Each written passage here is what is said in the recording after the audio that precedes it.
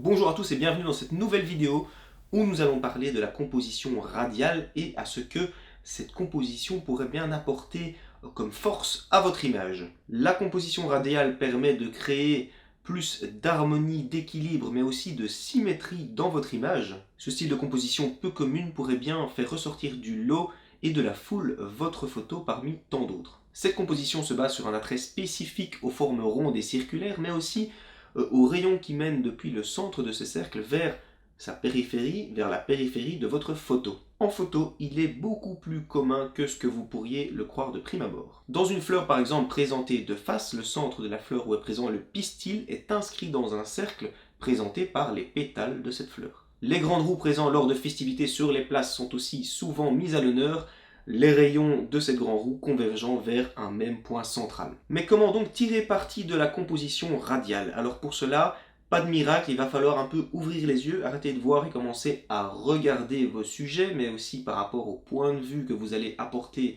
sur votre sujet. Si nous parlions plutôt des fleurs et des grands roues, cette composition est très commune dans la nature. Par rapport au point de vue énoncé juste avant, imaginez par exemple et analysez un tronc d'arbre vu de profil, rien de spécial. Par contre, si vous mettez par-dessus ce tronc, vous verrez des cercles se dessiner naturellement depuis le centre du tronc. Tout est toujours question de point de vue, mais voici quelques exemples qui pourraient bien vous inspirer. La coquille d'un escargot. Un œil dont la pupille est au centre et l'iris, le cercle qui s'en écarte. Les feux d'artifice dans le ciel vus du sol.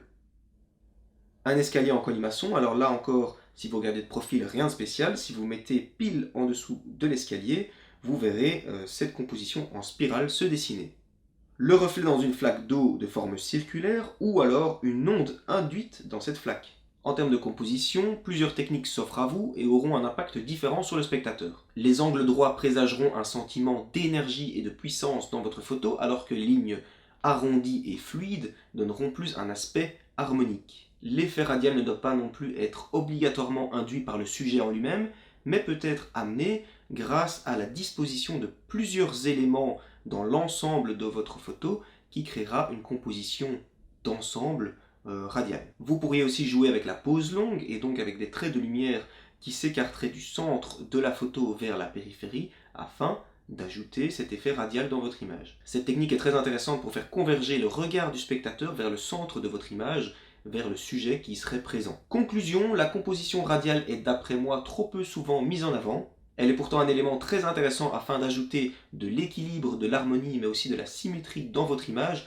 tout en garantissant une certaine profondeur dans votre photo. Alors voilà, j'espère vraiment que cette petite vidéo sur la composition radiale, que vous ne connaissiez peut-être pas, vous a plu. N'hésitez pas à laisser un petit commentaire, un petit pouce bleu, un petit abonnement, ça fait toujours plaisir.